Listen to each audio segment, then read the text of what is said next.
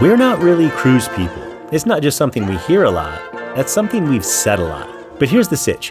When the journey is about jaw-dropping landscapes and charming old-world cityscapes, especially when you're chasing variety over vanilla, sometimes the best way to explore is by boat. Not a floating theme park, but a boutique luxury cruise that glides where no road leads and no Uber dares. So Erin and I are back in historic Europe for our first adults-only escape in nearly 3 years. But this time, we're trading the Rhône and the Saône for the legendary Danube, cruising through Hungary, Slovakia, and Austria. As usual, we're chasing culture via local bites, skyline sights, and a few cheeky sips. Only now, it's all from the comfort of the Avalon Impression and alongside a group of incredible new friends. If this is your first episode with us, you should know that our American family has been exploring the world constantly since 2020. We have visited countless countries on all 7 continents while still generating income and ensuring a formal education for our kids. If you end up digging this episode, please hit the subscribe button to follow the highs and lows of the journey.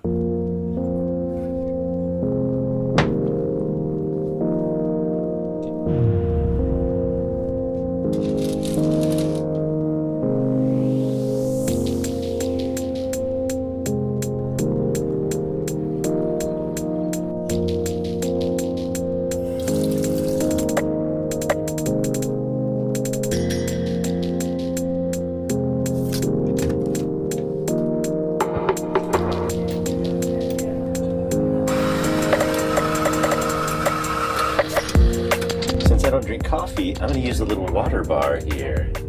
Grapefruit, cucumber mint, magnesium, green tea, ginseng, moringa, or lime ginger. I'm a grapefruit guy. Still or sparkling? Definitely still. Oh, that's good. It's just subtle. A little bit of grapefruit flavor. So beautiful waking up on the Danube. I always have to start with coffee first thing in the morning, even if the first thing is supposed to be breakfast. Let's go get some food.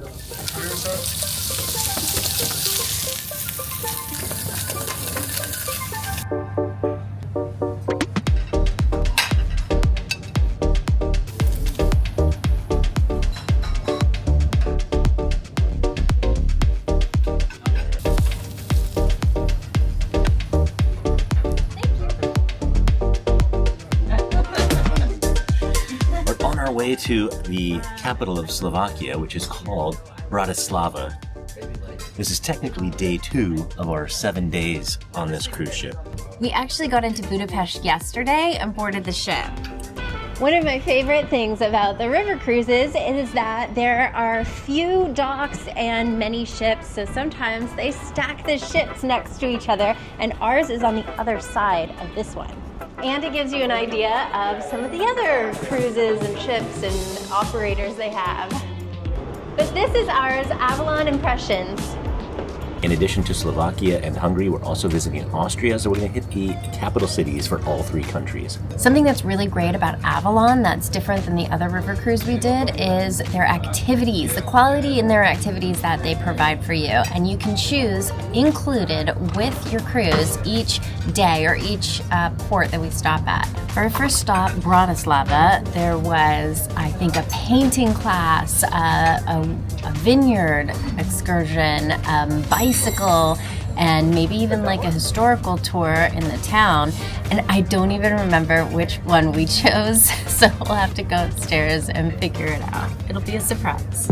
Turns out I didn't book any activities for Bratislava. I'm pretty sure my thinking was that we would have some activities where we would go out and join the groups, and others where we explored the cities on our own. So that's what we're doing today.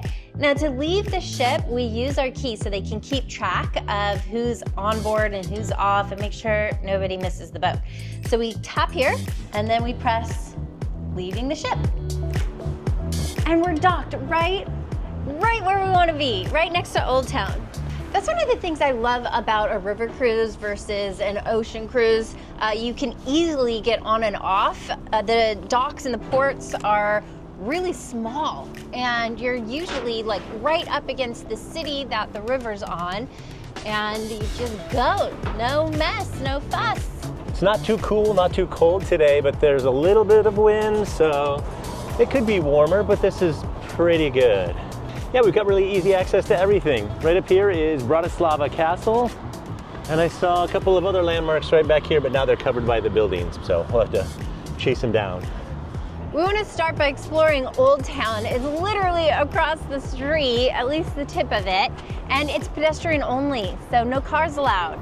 Slovakia, like each one of the countries that we visit on this particular cruise, is part of the European Union.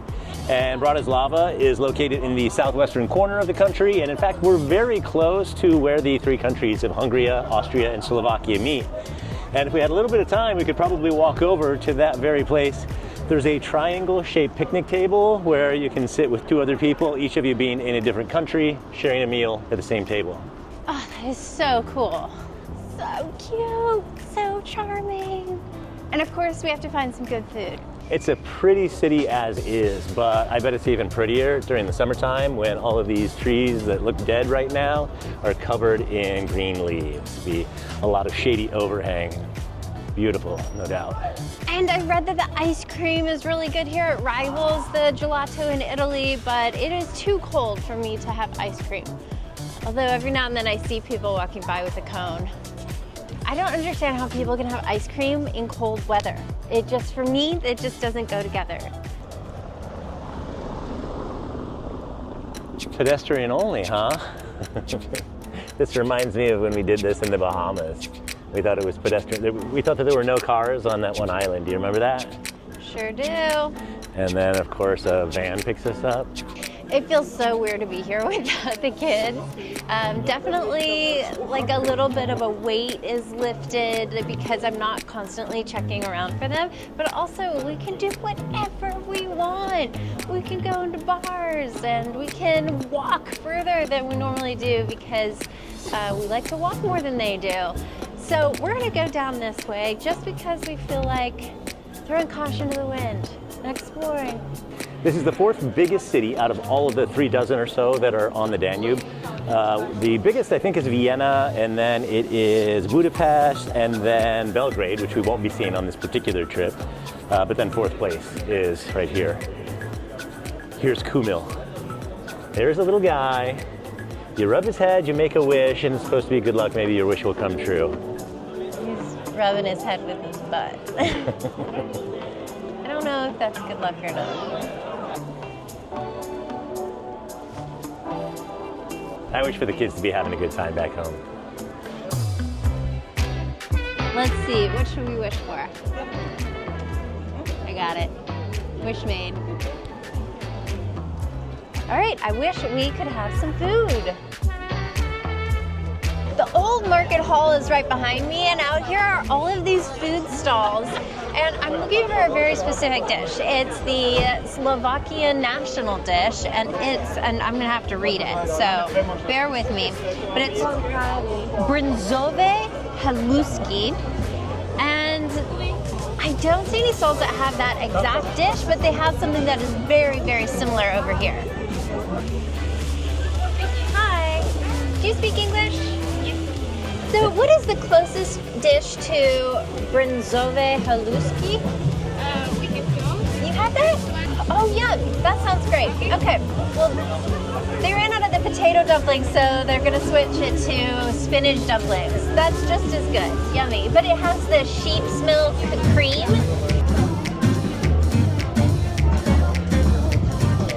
Yummy, it smells so good. It smells like sheep's milk.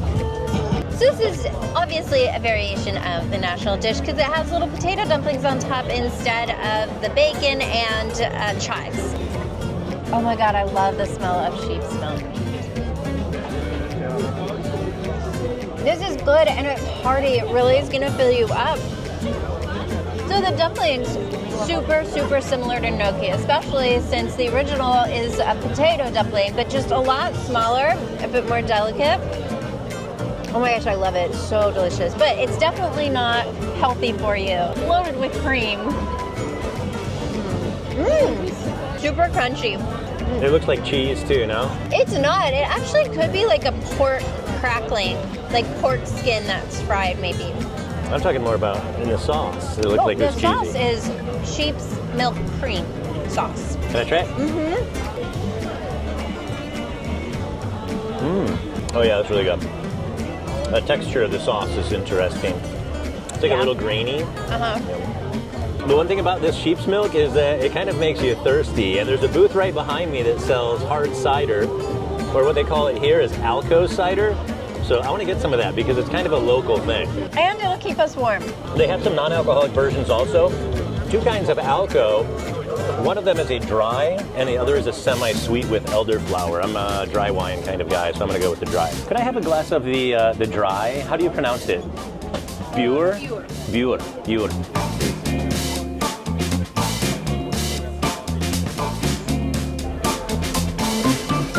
It doesn't look very bubbly. I wonder if it's supposed to be. Oh yeah, there are some bubbles, so it's got a little bit of carbonation at least. Oh, it actually smells very interesting. Like it almost has some sort of a bouquet. It doesn't smell like apple juice, that's for sure. It's floral. And this is not the sweet one that has the elderflower in it, where I would expect that actually. It's really good. It's actually very subtle, and it's definitely more of a floral flavor than anything related to apple. And the carbonation is super minimal. The cold thing is a little bit weird in this weather because on the one hand, it reminds me of when we were doing Grühwein throughout Europe. So you get the really hot wine to warm you up on a really cold day. But today it's, kind of mild temperatures, and this cold drink is not going to keep you warm. It's actually gonna cool you off a little bit. I was totally expecting hot cider, so bummer, but really good. It totally has a beer feel to it. I feel like it's like a beer cider. It's not hoppy. What is the other one? Like ale-like? Hops, I don't know my barley. beers. Not bad. It's good. I like it.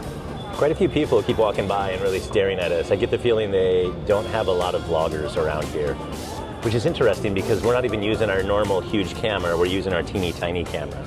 Maybe they're just mesmerized by the size of the camera, actually.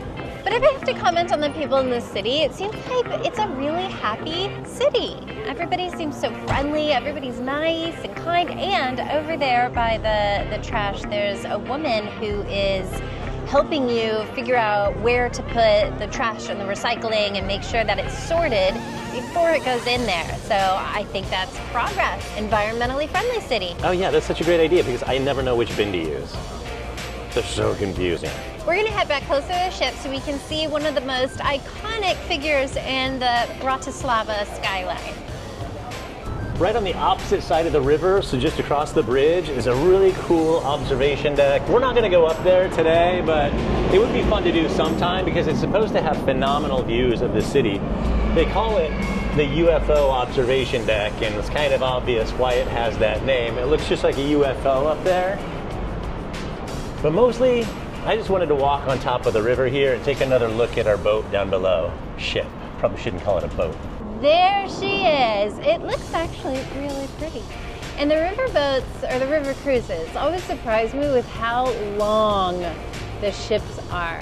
I feel like there's maybe 60 rooms-ish on these. We'll have to look it up, but no, I think it's on the lower end. I think there are only 2 decks. We're 22, so near the end, so 30. It might be about 60. I think you might be right. It was a pretty darn good guess. And our room is port side, so it's actually on this side over here. So right now we have the river as our view from our room. Speaking of, let's go show you. I just realized this is our second country in one day, which puts us up to something like 33 countries so far in the past 5 years. We are cabin 322. Welcome to our room. This is our closet right here in the hallway. It's a cozy room, but it's pretty perfect for the week. This is another closet that has a safe and some shelves. We had enough space to put everything away, so our empty suitcases are tucked away under the bed. And we have this desk here, and we are working while we're traveling, so the desk is super handy. And we have the best view when we're, when we're cruising, when we're on the water, to just have the river right outside, the beautiful Danube. But this is a king-size bed, and our other river cruise, they had 2 twins, like literally sheets and everything that were pushed together. So Phil and I couldn't cuddle under the sheets. But now we can cuddle here. We love to cuddle. And the sitting area is nice. It's another place that we work and set up a desk area. And they give us some water. Whenever they come and service the room, they replenish the water, and then there's the fountains throughout the ship too, so you can fill it up as well. And they also gave us this complimentary bottle of red wine, and it's a Hungarian wine because that's where we started off yesterday. And another thing that I really love about this room is the floor to ceiling windows. So you get tons of air, tons of light, and you really have like this whole wall open up for you. Very well appointed room. There's tons of outlets, and we brought our converters because it's European outlets here. And there's a mini bar over here. Little refrigerator with some alcohols, but the sodas are free. The water, the coffee, sodas are free all day long, and then you get some beverages at certain times and meal times, or wine is included. Oh, the bathroom. The bathroom is this little guy over here. We've got the toilet, just the one sink, and the shower. The shower is a decent size. Our last ship we were on in Antarctica had the tiniest shower. So this is probably 3 times bigger. But the coolest thing that I like about this bathroom is the trash can, because it's like boop, right here in the middle. Boop, right there. Tonight, after it gets dark, we're going to sail away down the river and wake up in a new country. Today we woke up in a new country and a new city. We're in Krems, Austria. We're doing one of Avalon's activities today. We're gonna go visit an apricot farm. It's one of their Austrian treasure activities. I think some of the other options were to do a bicycle ride that's somewhere in the neighborhood of 12 miles or however many kilometers that is. And maybe even like a walking town tour. But we wanted to do this one today because we want to do a variety of experiences. And since we walked around town yesterday and we have a bike ride planned for later in this trip, we thought this would be a really cool, unique one to experience and to show in the episode. And well, we have to take a bus to get there.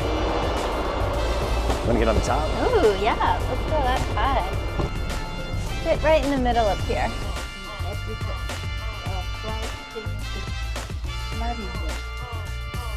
It's only a 15-minute drive from the river, and it's gorgeous valley up here. And this area is known for wine. There's a lot of great vineyards, but a long time ago, don't ask me what year, but long time before we were born, there was a plague and it brought disease to the grapevines. And the apricots, they survived. So they thought, let's just plant a ton of apricots. And that's why it's now well known for apricots as well. So we made it up here to Lily's Mariengarten.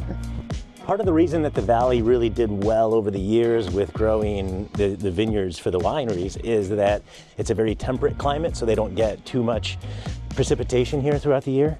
But if I understood correctly, the disease that she was talking about for the wine, the grapevines, was called vine louse, which I think would be like a bug, right? Is that like lice? Louse? It is so beautiful up here. Oh my gosh, that cute little town over there. And it's not very populated. Krems is the largest town in the area, and it's a 25,000 population, which is not terribly big. 25,000, how many is that in metric? It's still people.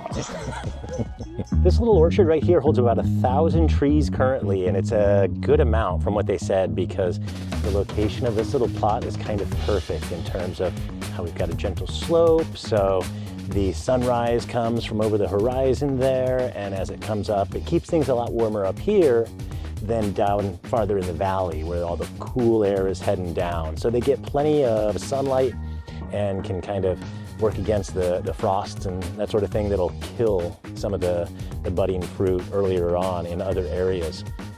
But that's not even the most fascinating part of what we see on these trees. Like, I noticed that on the trunks, it's a complete 50-50 difference in the bark style, and that is because they're grafting these trees, which is a very common thing for fruit trees. I've heard of them doing this with apple trees in the United States, for example.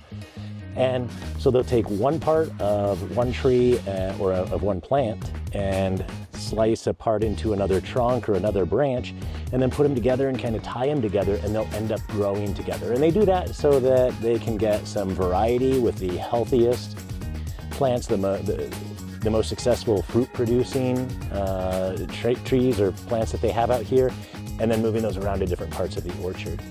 And then just above that seam, there's this green goo going around, and that's just for ants. They have a lot of ants here. They're a very important part of the ecosystem, but at the same time, they don't want them crawling up the trees and getting into the fruit, so it's just a sticky ring that they put around the trunk so that the ants can't get past it. This orchard is a ton of work.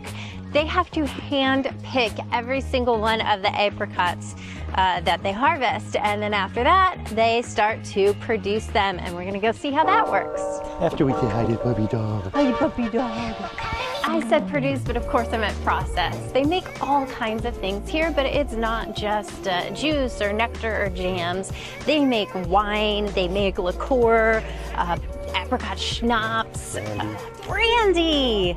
That room is where they do a lot of the processing now. Years ago when they started the operation, it was all very manual, done by hand, but now they've got a fair amount of machinery in there to take care of the mixing, the cooking, the bottling, the labeling processes, so much more modern, up-to-date these days. Nobody's gonna argue that the best part of a tour are the samples or the tastings.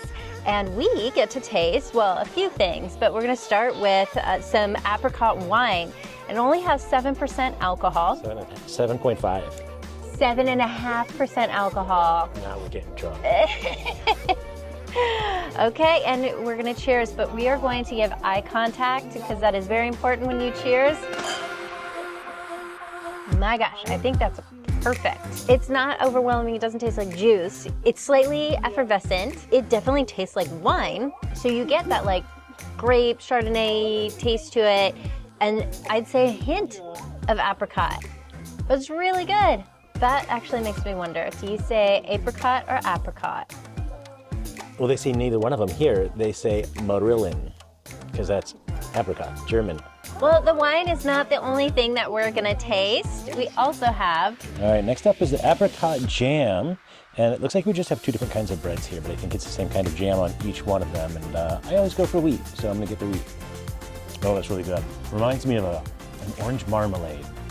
It's got some little chunks in there, so it's not like jelly, you know? It's like a really rustic, good, sweet, dense kind of jam. That's really good. I'm gonna try the white bread. It's really soft. I feel like I have a chunk of an apricot right there. Mmm. I've got my hair in it. Is it good? Mm-hmm. Really, it's good. I feel like there's not any, if not a lot, of sugar added to this. It's like really an apricot puree. I mean, it tastes just like apricots. It doesn't taste like, you know, sugar. So good. Yum. We should get some for Phil's sister. She's at home watching the kids. And we got to get her some souvenirs while we're here to thank her, because this is awesome.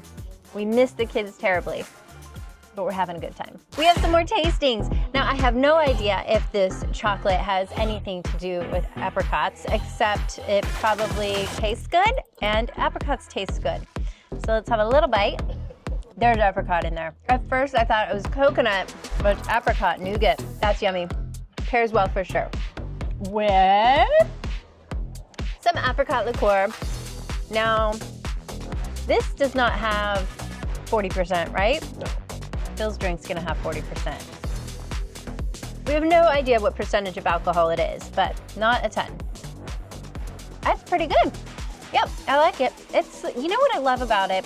It's family run, and it's all just very organic and natural.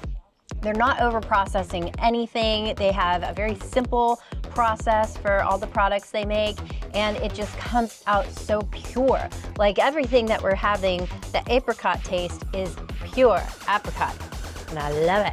Yes, it's just a very pure, as you would expect, European, Austrian, multi-generational family business where they really care about what they're making and how they're doing it. Now this one, I think she said this was 70% alcohol. 70? Apricot brandy. Oh, it smells really good. Should She was also saying that if you have a little bit of this before or after a meal, it helps regulate your blood sugar and cravings. So needless to say, we'll get a few bottles of this and I'll start drinking this before and after every single meal. That's super smooth. You know, we actually did an episode on our other channel, Live the Philippines, where we went to, I think it was a brandy museum in the Philippines. And I think all of those actually had some color to them. This is a very clear brandy, and I don't know what is typical or usual. But wow, that is just incredibly smooth. Like, no harsh alcohol bouquet to it, no harsh alcohol taste to it. It's like a flavored water that happens to have a lot of kick to it. Well, I might have missed out. Man, Oh, sorry. let me be a gentleman. I've missed out on the brandy, that's okay. I'm not a huge drinker anyway, but I have to say, my favorite between the liqueur and the wine, so good. I loved it. I wouldn't mind getting a bottle, but I don't know if I want to deal with getting it back to the US in one shape. But this is our gift shop. We're gonna do a little shopping. And we've got pear, so not just apricots, also some honey. Well, this is on its way to Aunt Ashley. Now, we decided to go with the little one because we're gonna do a collection of things as we go. Because again, we're visiting 5 different cities and we're gonna get something from each of them for her. After having that little taste of booze, I'm in the mood for happy hour back on the ship. Back on the ship in time for the nightly happy hour. The food on the ship is all inclusive, but the drinks are a la carte, except they really give you plenty to drink. So the nightly happy hour includes red wine, white wine, rosé, bubbles, beer, and a signature cocktail of the day, which I think Phil might partake in. It's Bacardi. He's a rum guy. I don't know, I might be up for another espresso martini tonight, which is great because it's also half off of all cocktails. Whatever you want to have, half off. I probably confused everybody because the cocktail of the day is offered for the happy hour. But if you want a different cocktail, like Phil's saying, then it's half off during this happy hour. All right, maybe this will keep me up a little bit longer tonight. Anyway, cheers, Rocky. Cheers. This is the Panorama Lounge. It's a very social place to hang out. There's live music sometimes. Right now they're playing music over the loudspeaker. If we wanted to, we could go to the club lounge that's on the aft of the ship, and that one's more like a library. Chill, board games, books, that sort of thing. Well, I'm glad that Phil introduced Rocky. He's a colleague of ours because we joined Scott and Thomas. It's a luxury travel planning service that we can now provide you. So everything you see us do, we can help you book. And if you want to learn more about that, you can go to a brand new website that Phil built for us, abctrips.com. Day 4, we're in a new city, but not a new country. We're in Melk, Austria, and it's in that Wachu Valley, which is gorgeous, and we passed so many vineyards this morning. But there is one thing that this town is really known for. Is it milk? That is an embarrassingly bad dad joke. Also, it's Melk, not milk, so it's spelled M-E-L-K.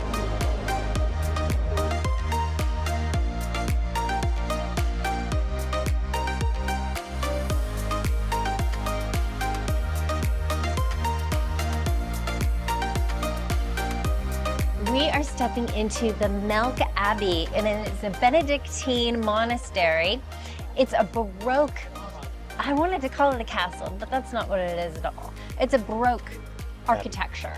So it's known as being one of the most beautiful Baroque buildings in the world.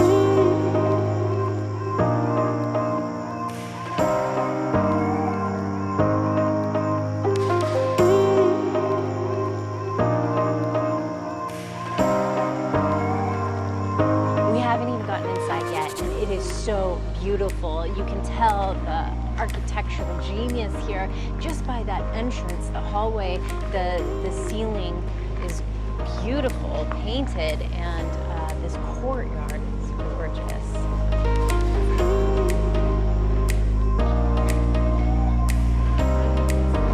It's a very, very beautiful exterior, and we're limited on what we can film inside, at least in the museum, but the works of art in there, especially the ceiling, are they called alfrescos? Some of the works in there, like not just the paintings that they have framed, but the paintings on the ceilings almost rival the Sistine Chapel. It's absolutely gorgeous in there. And to think that this was built in the year 1089, still 22 monks living here today. It's a stunning example of Roman Catholic Baroque architecture from the period, and just an absolutely beautiful work of art. Inside is a lot like a museum, so they have artifacts and relics, paintings and jewels, but like Phil said, no photography and no videography. I think we're at the very front of the, I still keep wanting to call it a castle because you should see this view, but we're at the very front looking over the town of Melk, and you've got the hillsides over here and farms, and then you've got the town this way and the river just below us, and it's so stunning looking up from this spot. We're gonna walk through the town of Melk to get to the boat, and we have this map, and I feel like I keep trying to zoom in, but it's not working. But I'm sure it won't be a problem. It's an adorable, tiny town, just over 5,000 people, and I'm sure we'll find our way. It's like a storybook town, so small, and there are little pubs all along the way, some little apricot wine places. It'd be really fun to stop in and check them out and have a drink, but we've got less than an hour until all aboard time for the ship. So we're gonna get on there and get ready for dinner, which we'll show you in a sec. Dinner's at the same time every night. It's 7 p.m. And we have a lovely dining room. Hi. Hello, Vlad. How are you tonight? Doing very well, thanks. This has been our table for pretty much every meal since we got here, even though it doesn't have to be. It's open seating every single meal. But we've chosen this one over and over just because we are creatures of habit. So we've been hanging out with the rest of the Scott and Thomas crew, whom you've already met earlier in the episode. The difference with dinners here is that dinners are a sit-down, order off the menu kind of meal, whereas breakfasts and lunches are both buffet style. So tonight, it's because we're heading into Vienna, it's a Vienna style. So some of the things that we have, Wiener Schnitzel, which I'm almost certainly gonna get. Because as you look at the menu, everything on here is marked as like a local specialty. So they do a really good job of getting those local dishes in here throughout the menu, depending on where it is we're staying overnight or for that port for each one of the stops. And tonight it's going to be, let's see, we've got a strudel that's on the list. Honestly, I've had a lot of strudel so far on this trip, so I don't know if I would do that one. I'm thinking schnitzel for me. They've got soups, Alt-Wiener Suppentopf. That's an Austrian beef broth. Wiener Kartoffelsuppe, Viennese potato soup. I'm not very good at reading German, honestly. And then even a salad, Habsburger salad. Crispy chicken strips, potato red radish salad, tomatoes, and pumpkin seed vinaigrette. And they also have some wines that they serve during dinner time, and that's complimentary. It's not an additional charge like it would be outside of mealtime and happy hour. So they have a saying, they say, it's not a full bar, but you don't go thirsty. And that's so true. I haven't found any reason to purchase any alcohol outside of what they've given us, so it's been pretty perfect for me. I'm gonna do the red. The red. Thanks. Thank you. Vlad has been our server, I think, every single dinner meal since we got here, and even some of the breakfasts and lunches, and he's a phenomenal waiter. So he just poured me a glass of the Zweigelt red wine. It's one of my favorites of this entire trip, actually. I've taken advantage of the happy hour pricing on cocktails, so I've done more than my fair share of, well, to be honest, espresso martinis on this trip. And again, it's half price for those, so it's actually a really good deal. But if you enjoy wine or enjoy beer, you definitely would not have to spend 1 penny extra on the entire trip. But I just like mixing it up a little bit. And the jet lag has made the espresso component of those martinis even more valuable. I'm gonna get the roasted pumpkin cottage cheese terrine. Skipping the soup today. And for my main course, I'm gonna get the Vienna Schinkenschwecker. I think that's pretty darn good. I've got German heritage. My maiden name is Elbe, or Elb in Germany. For the dessert, I'm gonna do another local favorite, the Kaiserschmarrn. And that is shredded Austrian raisin pancake with plum compote. Perfect way to end the night. It's so great that they change the menu every night. It is never boring. All the meals are different each day. Totally full, very satisfied, and looking forward to tomorrow. It is the city I have wanted to go to the most since we learned about this itinerary.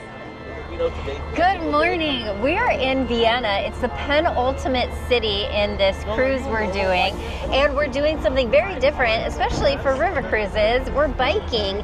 I think it's going to be a total of 10 to 12 miles all around, but we're going in a huge circle around the city, and we're also going to go to the city center, which I'm really excited about. Woo! Riding the bike.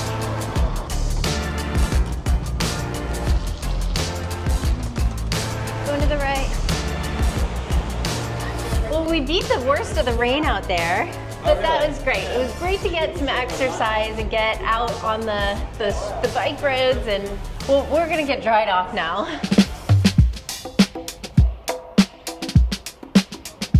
The vast majority of this day, we are going to be right here in Vienna, Austria. And we definitely wanted to get in to see the city center, the old town, and our crew on the ship told us that you could either take a taxi for about 20 euros, or you could take the subway for about 2.4 euros per person. But then we found out that it only is about a 45-minute walk, so guess which one we picked? Of course we walked. Oh, candy store. Which reminds me of the kids. I miss them so much. This trip has been great, and Phil and I are enjoying spending alone time together and having kind of a milder adults-only trip, but we are missing the kids terribly.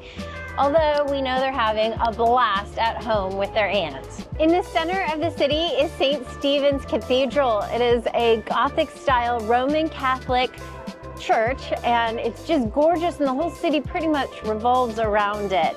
And it was built in the 12th century, but has since been converted to a Starbucks coffee shop. You're so full of it. It is not a Starbucks. There's no Starbucks in there. Okay, no, but that did just make me hungry. Heck yeah, I want to get a bite. And there are two things that I really want while we're in Vienna. One of them is the Wiener Schnitzel that Phil had last night, but I want to have some in the city. And a Vienna sausage. And we found our spot right around the corner at this stand. We are going to get one of the sausages and have it in dough that's hollowed out. Put mustard in there, all kinds of goodies and condiments, all of the above. The works. Awesome! So our cruise director on the ship told us that when you bite into it, it's really juicy. You break the casing and it will splatter and squirt everywhere. So I've got to take a certain stance, butt out, food in front, and get my white shirt away from it when I take that bite. I love that it has this little cap on it, which I'm gonna take off. I don't need that extra bread. And then you can bite right into the meat. Take the bread. Phil wants that. I don't know if you saw, but it did squirt right out there. So I avoided the mess on myself. But I ordered the classic bratwurst, which is Vienna sausage, half pork, half beef, and ketchup and mustard. The mustard is really good. It's like, you can taste the hard grounds in it. Ground mustard. That's what I meant. The perfect Vienna street food. I mean, other than the little squirt risk, look, it's completely self-contained. It's absolutely perfect. No mess. Really good.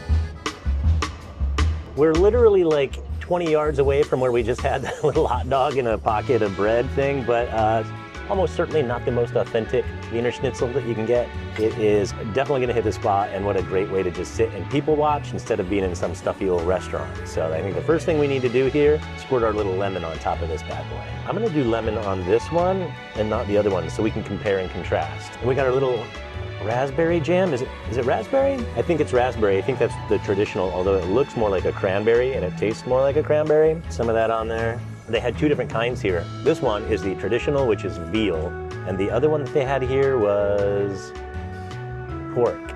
We wanted to go with the original. So thin and really crunchy on the outside. I don't notice the lemon at all, and I feel like it was a little heavy-handed, but I'm not sure if we have really explained what Wiener Schnitzel is yet, and it's traditionally veal, like Phil said, but it's a cutlet that is pounded so thin and then breaded and deep fried, and traditionally they do serve it with the jam and the potatoes. But look how thin that is. That is great. And I have to say, we're not too far from Germany, and every potato dish we've ever had in Germany, so good. Nobody does potatoes like the Germans. Now we need a sweet treat before we leave Vienna. It smells so good in there. We're gonna have what I had last night. It's a Kaiserschmarrn, and I know the pronunciation is probably making you cringe, but I apologize for that. It is like a pancake, a nice, fluffy pancake that is shredded or scrambled and topped with some powdered sugar and compote of some sort. Last night we had plum. I'm actually not sure what they offer at this stand, but it smells so good. it looks like plum to me. Looks like plum.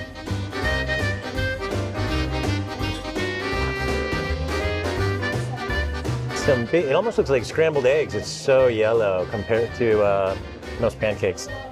And that is definitely plum. Oh, that jam tastes like apple butter, which is a thing where I grew up in the States, in Indiana. Got to get just the right ratio, I think, you know? That jam is really warm, like hot, like kept hot in there, which I think helps it soak into the pancake. The density of the pancake is almost like a really moist muffin. That's what it tastes like to me. The raisins are really good. Like not just a little sweetness. I think those are, what are they called? Emaciated or something? They like soak them in booze and spices. That's what that tastes like. So it's like a rum raisin pancake. Yeah, rum raisin. That's exactly what that is. It's a rum raisin. And honestly, just that teeny tiny raisin in there, I think the flavor from that is way more satisfying and delicious than an entire scoop of the plum stuff on top. Yeah, I mean, no doubt it's warm. You saw it bubbling over in that vat. I think I love that bite because it had that crispy part. Yeah, I love this pancake. And it doesn't taste like a pancake you'd have for breakfast. You're right about the muffin, but it tastes kind of like muffin batter because it's not like dry at all. It's really moist and dense. Well, do you feel like that's enough sugar to energize you for the whole walk back? I do, and we better start going because our ship is sailing off. We're headed to Budapest next. We've come full circle on day 6. We're back in Budapest, and we get to explore all day long because we're sleeping here tonight. We don't leave and get on our flight until tomorrow, so it gives us some freedom to really enjoy the city. But the first thing we're doing this morning, we're joining a cooking class that's provided for by Avalon on our river cruise, and we're gonna learn how to make 3 classic Hungarian dishes. But first, we have to go shopping. The name of the activity today is Chef for a Day, and the place that we're heading right now is called the Central Market Hall. Now, if we weren't doing the Chef for a Day program this morning, we did have another option, which was to do a bicycle city tour, but we feel like whenever you're exploring Europe and you can choose between burning calories or consuming calories, the choice is clear. Grand Market Hall is a gorgeous building, and it's in the center of Pest because the city's actually 2 in 1. Buda on one side of the river and Pest on the other. And Grand Market Hall is kind of the center of it, right on the other side of a main bridge. This used to be a tax building. It has 3 floors, but we really only need to be on the first floor because that's the farmer's market. And we have our list right here with the proper pronunciations and spelling of each of the items. Hungarian is possibly the hardest language to learn. It's a collection of, I think, 3 different languages in Central and Northern Europe. The most popular ingredient in Hungarian cooking is definitely paprika. You've probably heard of Hungarian paprika. And the traditional one is sweet, and it's less likely that they would use smoked in their dishes. And so we had to get some for Ashley, Phil's sister, who's watching the kids. So a little souvenir on our way to get more groceries for our meal we're gonna cook. We're gonna taste a little sample. This is the pork crackling. So it's pork skin, crisped up and fried. And the way we say it, the way I'm gonna say it, in Hungarian is toportiu. Because see the O's with the 2 dots above, it's a hard O. So you say O, not ah. I'm struggling. I'm on the struggle bus. I'm so sorry. Toportiu. There you go. Toportiu. There you go. And Phil, the language master, said it correctly, but I am going to taste it. So it's not terribly crunchy. Now I know, just one bite, I'm consuming a lot of grams of fat, not the healthy kind, the clog your arteries kind, but the bottom is crunchy.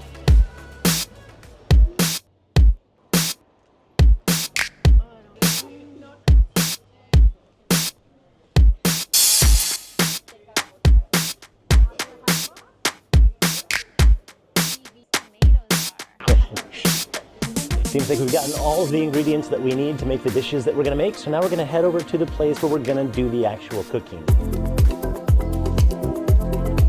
It's actually a restaurant. We've got 2 chefs who are gonna be walking us through the little program of making all of these dishes for our lunch today. So this is a pretty legit professional kitchen, and to be very professional, we have to have our aprons. They're breaking us off into different groups. We are the green apron group, and we're gonna make the dumplings. So everybody at a different station has a different Dish. So we have goulash, chicken poppycock, strudel. Did you say poppycock? I said poppycock, is it not poppycock? Paprikash.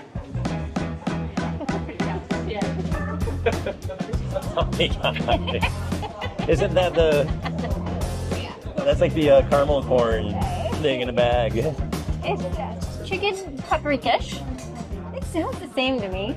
And there's strudel and Did you get us the dumpling? Spätzle. Special. But again, we're making the dumplings. So it's probably coming to a boil. Pretty basic dumpling stuff, right? Flour, salt, eggs, and sunflower oil. And that's optional. Bring water to a boil in a large pot and add some salt to it. I don't know if she's added salt. Using a deep bowl, like the one in front of me, mix flour, salt, egg, and add as much water to it so that it gives you a sticky, semi-liquid dough. Make sure not to make it too loose. And then it says, place the Spätzle maker tool over the boiling water, fill the sliding box with the batter, and then move it back and forth to drop the dough directly into the water. So we're making Spätzle? Well, they are dumplings. Dumplings. Okay. This is pretty typical at home that Phil does all the cooking and I do all the watching and the eating. How long do we cook them? Just like a minute? Just a minute. So when they start floating, we fill them out immediately. And we're making Spätzle. Right. So, we're gonna get this guy ready. They only cook for about a minute. Wait for them to float. Wait till they float? Yep. Yeah. Oh. When they float, ready. Oh wow. Those What? are all at the bottom. Let's see yours. Oh yeah. I don't know, baby. Maybe our water's not hot enough. Maybe. Uh-oh. We don't have any floating. No. Like immediately.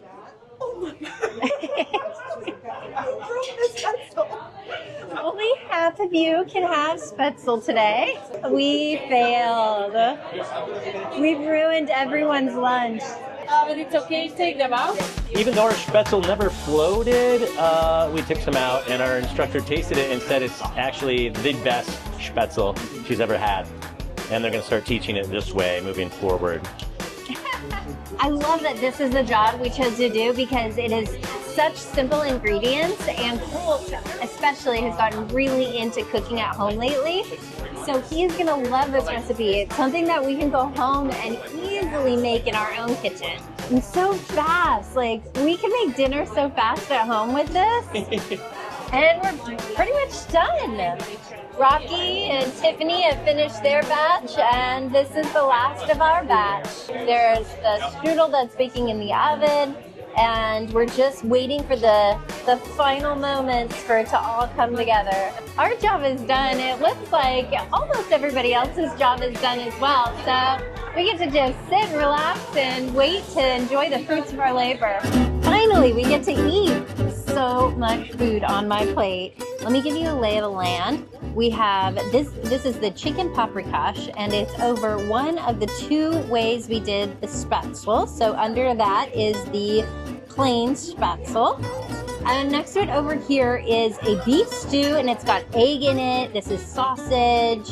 It smells incredible. And then this bread, so doughy, so warm, freshly baked. Can't wait to eat it. And then here's the other Spätzle with the egg. Can't wait to try it. They said that's gonna be really good for kids. And then the classic, the Hungarian goulash. In other European countries, they'll make goulash and it'll be a stew, but in Hungary, where it originated, it's a soup. And I added some hot sauce to mine. You know I like it hot. Excellent Spätzle. It's so good. Wow, I love it. I love it with the egg because it's a little bit crunchy. I love this Spätzle. I cannot wait to make that at home with the kids. And then this is more Spätzle with some of the paprikash sauce. God, everything is so delicious. We got a lot of work to do on our plates, so we got to dig in. You know, they say that food tastes a lot better when you've made it yourself. And that's definitely true here. Like if I went to a Hungarian restaurant and tried these dishes, they'd be good, but I wouldn't have an appreciation for everything that went into it, knowing what those ingredients looked like when we were at the market purchasing them, and then seeing us bring it all together into a cohesive meal makes it just taste that much better. I think my favorite thing is, the goulash. The goulash. Ridiculous amounts of flavor in that broth. We are not done until we have this apple strudel. An apple in Hungarian is alma. That one I can pronounce fairly easily compared to the other words. But look, it smells so good. Oh my gosh, this is insane. So much cinnamon, you can smell the butter in it. Holy smokes. This is so good. It reminds me so much of apple pie. My grandmama would make apple pie every holiday, and I just associate it with like family and warmth and home cooking, and it's really, really good. But it is not the dessert that we've seen the most as we've been walking around, and that is something we also have to try before we leave the city. I hope that nobody thinks that we literally just eat food all day. We actually had a few hours break. We just rested in the room for a little bit, recouped, got some energy, and we headed back to the market hall. We need to get a chimney cake. This is something that when we first arrived in Budapest was everywhere. We kept seeing it every time we turned the corner, and I'm so curious, and I looked it up, and it originated in Hungary. So it's pretty authentic to the area, and we're headed right there on that corner. Okay, well, so some of them can be stuffed, but the traditional way is to have it plain, and cinnamon is her favorite. And what's your name? Anna Maria. Anna Maria? I'm Erin, nice to meet you. I'm gonna do it Anna Maria's favorite. It's a cinnamon chimney cake. Thank you. Oh, that's easy. That was easy, and it's still warm. It's sitting right in front, but it's warm as if they just made it. So if you couldn't tell, the way that they make them is they wrap the little dough stuff around one of these plastic cones, and then they put them in the oven, and it just rotates. So it perfectly cooks them nice and evenly all around, and then it slides right off of the little cones. It is super buttery, cinnamon sugary, and warm, and I have a feeling you take it out. Mmm. Whoa. Yeah. It's like so crunchy on the outside. It is really crunchy on the outside and really, really soft on the inside. So it's a nice little contrast. And it's a good little dessert. I like it. I actually think this would be a good pastry with a coffee in the morning. A simple pastry breakfast. Oh, there we go. This is how I imagined it breaking and coming off like that. I have to make it smaller. Well, we are gonna finish up our chimney cake and do some souvenir shopping for the kids and Auntie Ashley. And then we gotta make it back to the boat because we're gonna be doing a sunset cruise or an evening cruise on the river back and forth so we can see the skyline and all the pretty lights of the city.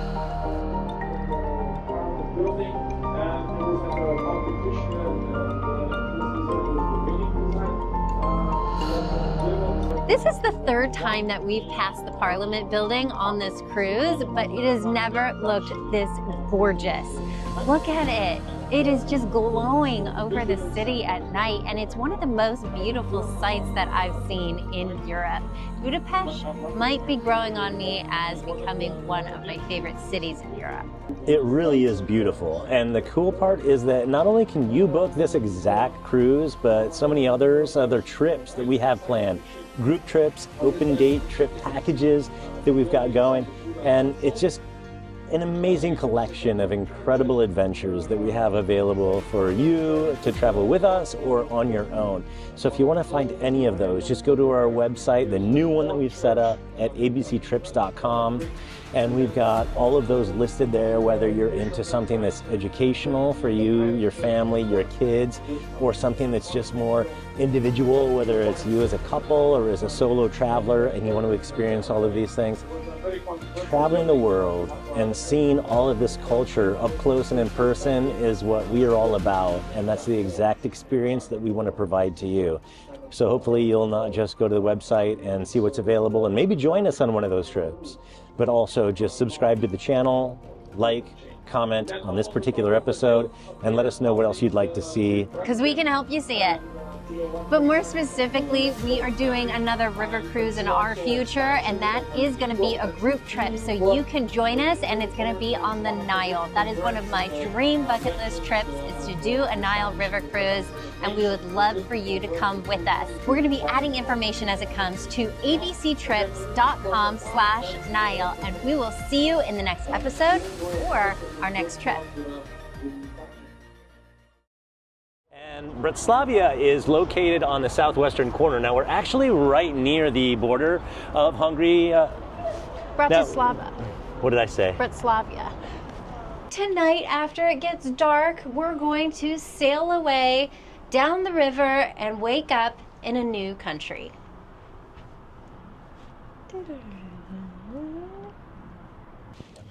Well, I might have missed out. Babe, Oh, sorry. let me be a gentleman.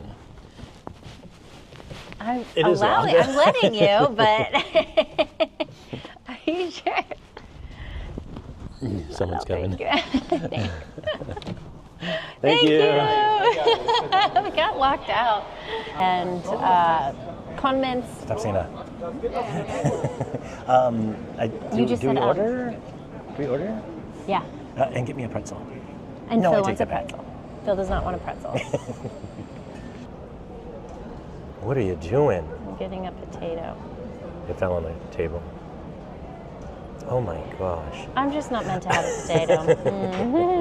But a little jam. Wait. I know how you feel.